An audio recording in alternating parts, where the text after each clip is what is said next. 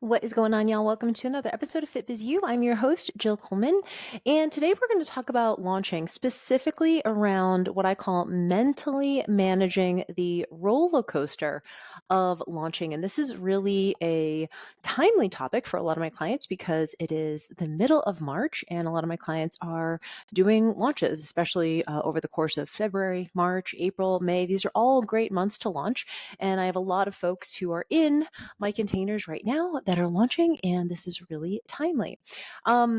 So we did an episode, gosh, it was last year sometime, and I think it was called To Launch or Not Launch. Like basically like how do you know if you should launch or not? And I want to sort of validate this because one of the most important parts of launching, especially around maintaining your what's the word? Maintaining your emotional sort of regulation, maintaining your ability to show up in your launch, has to do so much with expectation management. So, you guys have been listening to this podcast, you know that expectation management is not a new concept. You guys probably do this with your own clients to where they're like, I want to lose 20 pounds in the next 2 months. And you're like, well, that's probably not possible. Or if it is, it's not going to be done in a sustainable way. And so the same thing happens with me as a business coach is I'm always looking for ways to make launching feel more safe for you or more predictable for you so that you know exactly what you can expect. So, in that episode last year, To Launch or Not, how do you know if you should launch or not? It was around numbers. And we're going to go through this again because this is really important in terms of managing your own expectations. Now, just so you guys understand, there's always three parts of a launch. Okay, so like in a 30,000 foot view, there's three parts of a launch. The first is lead generation. So, lead generation meaning we need to figure out a way for people to get people to raise their hand to say, oh, I'm interested in learning about that. So for example, if you're doing a fitness challenge, you might do a free 5-day fitness challenge and you'll post on social media and you'll send emails to your list, getting people who are interested in the challenge opting in for it. And so the 5-day free challenge is the free experience. And typically I recommend my students do at least 10 to 14 days of promotion of their free experience. So that lead generation part. Now, one of the things that's really important to remember about launching is that the people who raise their hand to be in that free experience, that challenge, that workshop, that 2-part training, that e-course, whatever it is, the people who raise their hand for that are typically going to be your warmest leads. And when we look at a launch, that's what we call your lead list. Your lead list are the people who raise their hand to learn about this thing that you're sharing that's free. So if you have 100 people opt into your 5-day challenge, typically we know industry standard for what we call warm traffic. Warm traffic are people who already know you, like you, trust you, whatever. Typically, we're going to convert people, warm traffic, warm leads, 5 to 10% in launch. So if I have 100 leads, that's the first part. And then I put them through this lead magnet. I put them through this free experience, this challenge, this workshop, this whatever it is. Typically, and that's the second part, right? The second part of the launch is the lead magnet experience. And the third part is card open.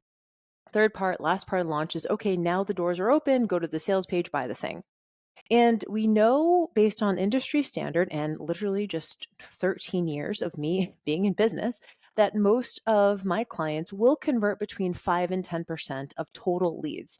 So if your leads are 100, you're looking at making 5 to 10 sales, right? That makes sense. That's 5 to 10% of 100 leads. And so when we go into a launch, first and foremost, we have to get right with the numbers. Even if you wanted more leads, let's say you were like, my goal was, I have a client right now, her goal was 200 leads. She ended up like 108 leads, right? Her goal is 200 leads because she reverse engineered it. She goes, oh, I want to sell 10 to 20 units. So I need at least 200 leads, right? That may be 5 to 10% conversion. But she ended up with like 108 people. So we had a conversation before she went into her launch and we're like, okay, so we're looking at probably 5 to 10 sales. What do you think about that? Are you okay making 5 to 10 sales? And she was like, yes. Okay, great. Now we're on the same page, expectation management wise. So she goes into her launch and she's actually in the middle of her launch right now. And she's already sold like half of those spots. And so by the end of the launch, we can expect that she's probably going to be in the range of 5 to 10. Now, if you go through a complete launch and you sell fewer than 5% of units, then we need to look at the messaging. We need to look at what's happening during that lead magnet experience. So it doesn't mean you didn't sell hard enough. It just means that maybe people didn't want this offer. Maybe you didn't generate enough demand. Maybe the offer itself wasn't irresistible, right? People were just like, well, whatever. Like they're just not interested in it. So we can always dissect that or whatever. So, the first thing to look at anytime you're in the middle of a launch and you are stressed or frustrated or feeling some kind of way about the amount of sales or the lack of sales or whatever it is, you have to go back to the numbers. And I say that because time and time again when I talk to my students, they'll say, "I know 5 to 10%, but I just thought I'd sell more." And I'm like, great. What gave you the impression that you would sell more? And they were like, well, I just wanted more. Or I've been having a lot of DM conversations. Or people just seem really engaged during the challenge. All of those are great, like qualitative metrics, by the way. You're getting DMs, your people are engaged in the challenge. Like, you want more, that's fine.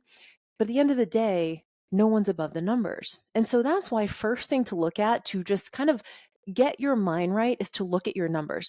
Now, the whole conversation around should you launch or not launch is exactly what I just described. When I go to my client and she has 108 leads and I say, we're probably looking at 5 to 10 sales, do you want to go through with the launch?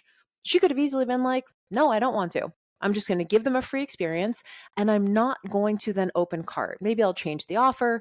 Maybe I'll do a one-on-one pitch. Maybe I'll just do something else. So I want to remind you guys that if we look at the numbers and the numbers don't make sense for you, like you're just looking at it and you're like, God, the juice is not worth the squeeze, then don't fucking do the launch. Do something else, right? Give people, do the webinar for practice, maybe open up your one-on-one spots, maybe just go back and build your list more. Maybe look back at maybe this lead magnet messaging. People didn't want it. So there's a lot of troubleshooting we can do. You don't even have to go through with the launch if the numbers aren't making sense for you. Okay. This is really important. So, the hardest part, I will say, about the launch is not the lead gen, although that's tough. It's not giving the free experience, although that is challenging as well. It is your mindset during open cart. Your mindset during open cart. This is when so many people tap out. And I understand. Now, there's a bunch of different schools of thought in terms of how long you should be launching. I teach my more advanced students a 4-day card open. I teach more my beginner students a little bit of a longer card open because they just don't, they're not like, I'm going to say they're not as pushy, but they're just a little bit like more scared to sell. So a 4-day card open is like fast and furious. It's like a lot of content. It's a lot of volume. It's a lot of emails. It's a lot of social posts like in 4 days. And my students, my mastermind clients specifically, who do a 4-day card open, they clear their schedule, right? That's like the only thing they're doing for 4 days versus, and you have to have some marketing acumen and some messaging like juju in order to be able to do a 4-day card open because it's very fast. So most of my students, my beginner to intermediate students, I usually recommend an 11-day launch. And 11 is actually broken up into 5 days of selling just to your lead list, just to the people who raised their hand to be in the free experience. And then 6 days to the public, which would be your entire email list plus social media. And so if you think about it, like 11 days is kind of a marathon. And so you have to get your mind right if you are going to push all the way through. But I want to give you guys a little bit of an anatomy of how a launch goes. Typically, you will have sales in the beginning, right? Card opens, maybe people are paying attention. They went through your challenge. They're excited. They know the offer's coming. You pitch them. They're pumped. The offer is great. You're going to make sales probably in your first 24 to 48 hours, right? In FBA, I think we did like 40 something sales in the first 10 minutes. So we have a lot of sales come in the very beginning of the launch because people are ready. They've been maybe in the free experience. They're learning from you. They've already made a buying decision. So by the time you open the cart, this is what's called transparency marketing. They already know the sale is coming. Not only that, but they're excited. Like, our FBA students are like waiting at their computer and checking their email incessantly until the email comes in. It's a private invite. So the beginning of your launch, you're going to have some juice, which is great.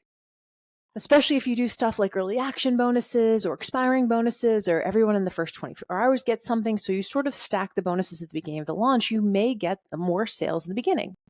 And of course, you guys know you're probably going to make the majority of your sales on the last day. We always make honestly, we make up to like 60% of our sales in the last 16 hours sometimes. And so, but there's a caveat here.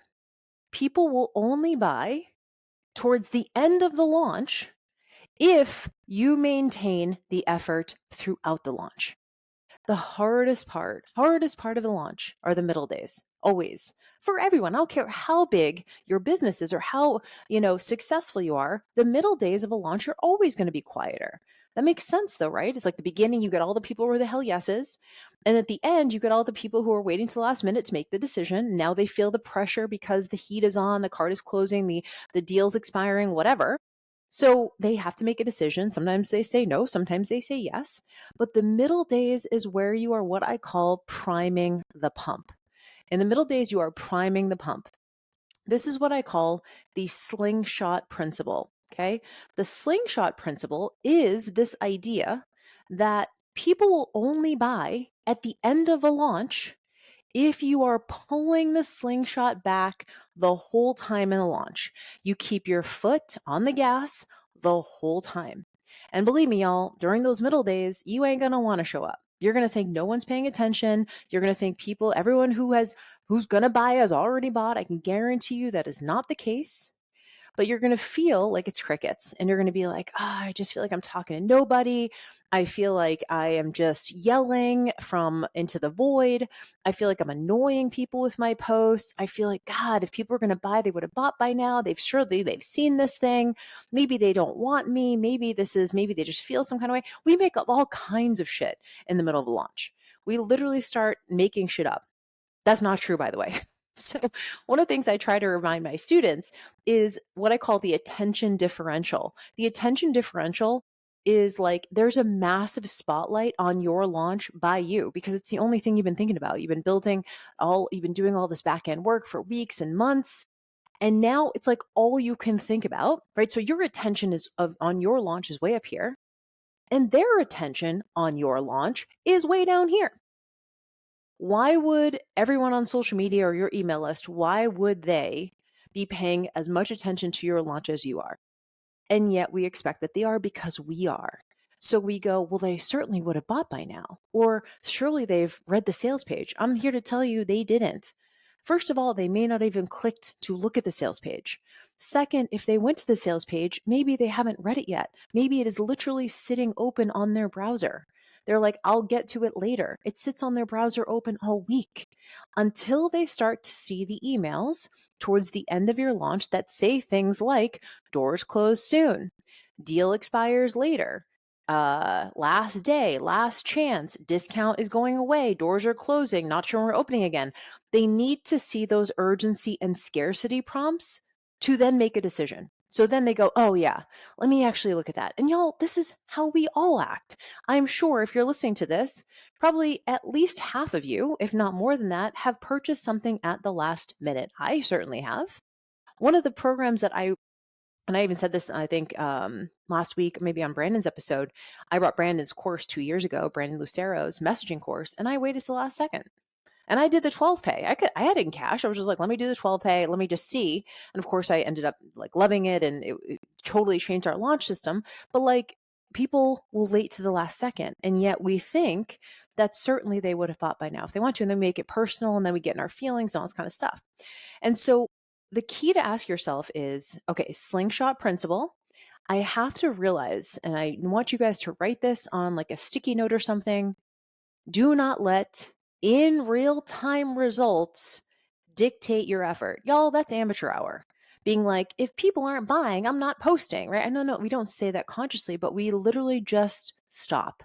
We stop posting, we stop emailing because we've made up something in our head that we're annoying people, or people don't want it, or people don't like, this is bad, I'm not good at this.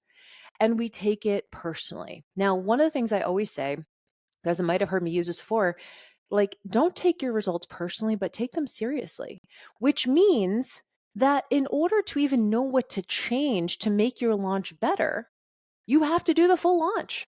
Like, the launch ain't over till it's over. So I think the best thing you can do is just know that there's going to be moments, y'all, this happens to us too. And what's interesting about our launches is we always end up around the same conversion percentage, always. But the middle days are a mind fuck. I don't care how big your business is. It's the same for us because we start comparing. We're like, well, this last launch, day 2 had this many people, and we're at this for day 2. And last launch, we had this many sales calls, and now we have this. And we try to make sense of it. We try to make sense of all of it before the launch is over. And we're just pulling shit out of our ass. We're like, maybe it's this, maybe it's that, right? We don't know. And then what happens is we push all the way through and we end up with the same conversion percentage we always do, with the same amount of units we always do. And it's like, of course, the numbers don't lie. So I need to take my own advice and just go. And I remember like the first day of our people ask me like, I don't know, first, second day of the launch, like, how's it going? And I'm like, it's going. Like, all you can do is all the things. So I try my best to not make any assumptions. It's hard, but sometimes I try not to compare and contrast and be like, well, last launch this and that means this and whatever. It's all just shooting in the dark anyway. So I just go, you know what? Short of being in someone's home, pressing the buy button for them, all I can do is show up.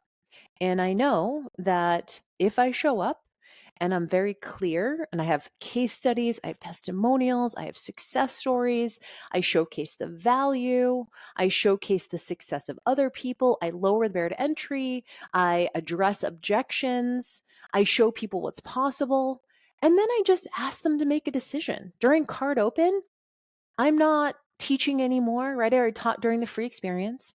I am literally just showing up and prompting. That's it. It's for promoting and prompting. Do you want this thing?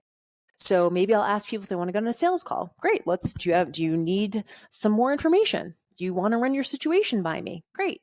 Do you want to have a quick conversation by DMs? Awesome. Hit me up. Let's talk about it. So when I'm selling, I'm selling. I'm not trying to hide the call to action at the bottom of a caption. I'm not like teaching people a bunch of new stuff. I'm literally every post, every email is about the sale.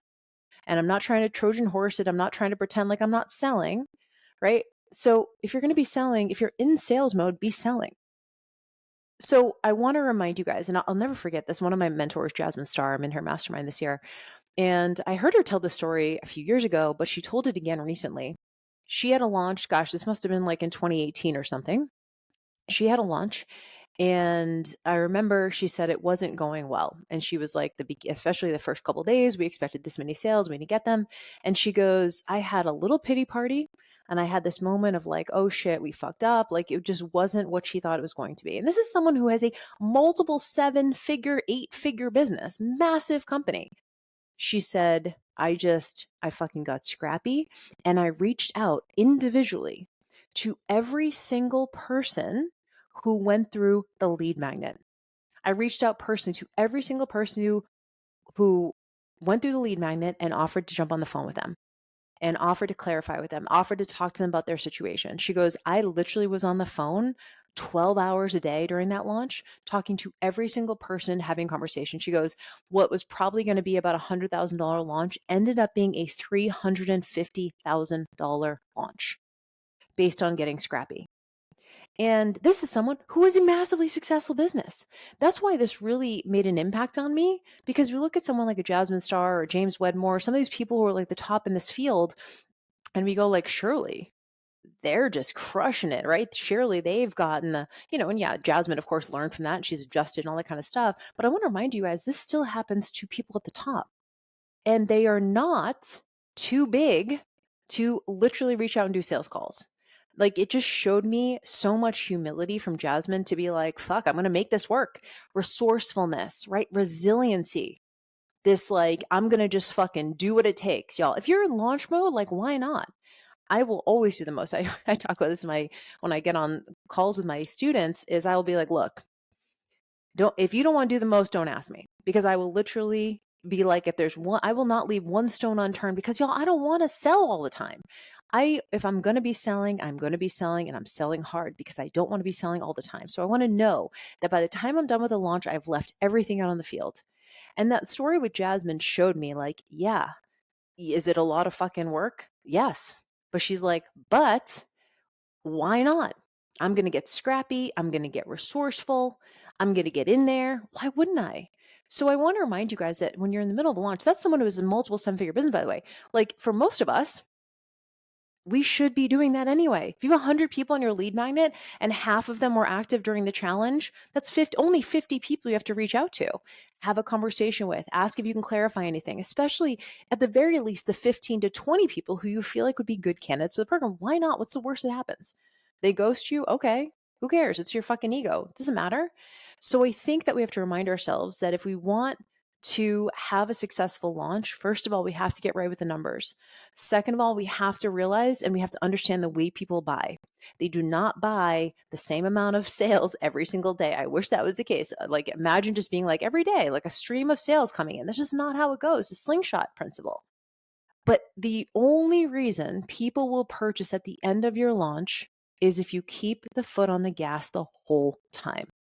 If you start pulling back and you start giving up and you start not posting and not emailing, then people are definitely not going to fucking buy on the last day. I'm telling you that right now. And so you have to think about it like you're priming the pump, right? You have to think about like, okay, throughout the launch, I'm priming the pump. I'm getting everybody ready so that by the time I say the card is closing tonight, that's when people make that buying decision. This happens every time in our launches. It's the exact same for you guys. And so I want to remind you that you can always do a little bit more, right? You can always email again. You can always post again. The more you ask, the more you will sell. But the main thing here is like, what energy are you showing up with?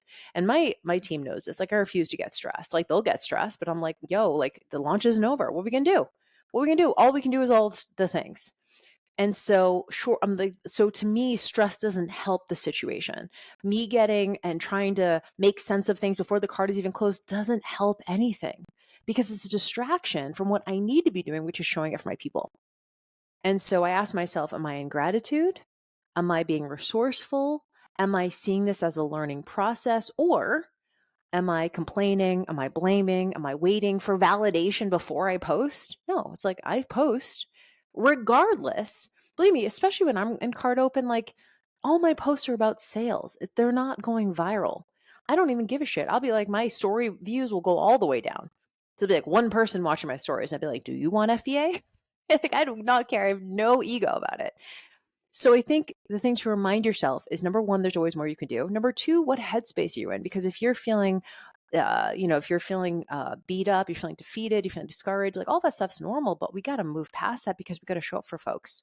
If you truly believe in the thing that you are selling, then it is literally your job. It is a service to show up as much as you possibly can when you are selling because I know that you guys want to be done with the launch too.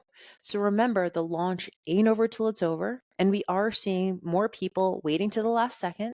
And also, even after hours, like people hit me up all the time after card is closed. Hey, can I get in? Like literally. So, reminder that the attention differential, right? Your attention on your launch is up here. Their attention on your launch is way the fuck down here because they have lives and they have all sorts of competing priorities. They're not thinking about it. But that differential is what can really mess with your head. And so I want to remind you guys, like, I never take anything for granted. I'm just like, God, someone bought? That's amazing. Like, I'm like, wow. Like, someone just literally bought something on the internet from me and I just made money off of it. Like, that's crazy.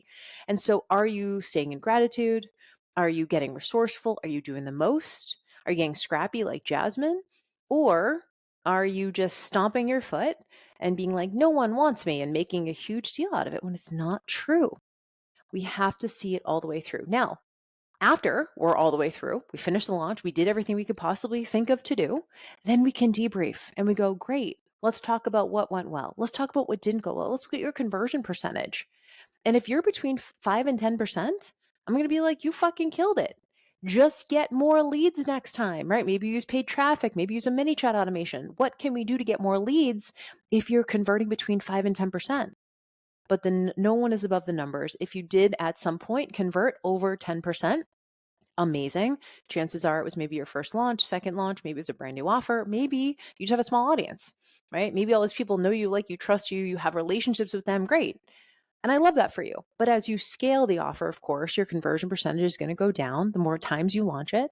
And as you get more leads in, right, your conversion percentage will go down. That's okay. Especially if you bring in leads from ads, your conversion percentage will go down. But if you're still hitting between 5 and 10%, I'm fine. I'm happy with that. Just get more leads next time.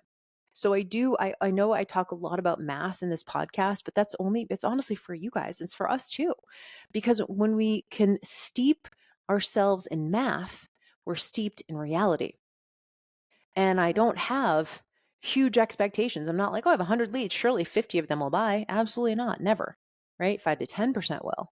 And if I can stay there, then I just go, yep, I'm just doing the next thing. I'm doing the next thing. I'm following the plan. I'm posting. I'm emailing. I'm posting. I'm emailing. I'm doing sales calls. I'm just doing it. Doesn't matter Like, I don't even look at the sales for the first day most of the time. I'm just like, well, I'm doing everything. I'm doing all the same shit anyway. It's not going to change how I'm going to show up. Do not let in real time results dictate your effort. So, so important. All right. Maybe you bookmark this one. A little bit of a pep talk for your launch, going into your launch. This is what we call the energetics of sales. This is part of having your launch mindset. I want to remind you guys, this is really common. But to me, the people who are able to maintain that very clinical, objective nature when they go through a launch are the people who end up having the more success. And if it's your first launch, this is probably the first time, and you're going to be surprised at the emotional toll that launching can maybe take on you. And so I want you to be ready for it. Come back to this episode when you need it, and then rinse and repeat. And I promise you, this stuff does get easier as you get more seasoned. I think we've done like 84, 85 launches at JillFit over the last 15 years. So we've done a lot of these. And every single time, right, it's practice, it's practice, it's practice. I'm going to do the most anyway. It doesn't matter how many sales I'm making or not making. I'm just going to follow the plan. And I suggest you do that too. All right, well, that's what I got for you. Thanks for being here as usual. If you have not left a rating and review, and you are someone who listens to the podcast quite a bit, it would be a huge give back for me. So all you need to do is go to wherever you listen to podcasts, leave a 5-star rating, and then a couple sentences about what you love about the show. And it would be a massive gift to me if you guys took a second to do that. It would really mean a lot. So hopefully you guys are able to do that, and I will see you on the next episode. Bye, y'all.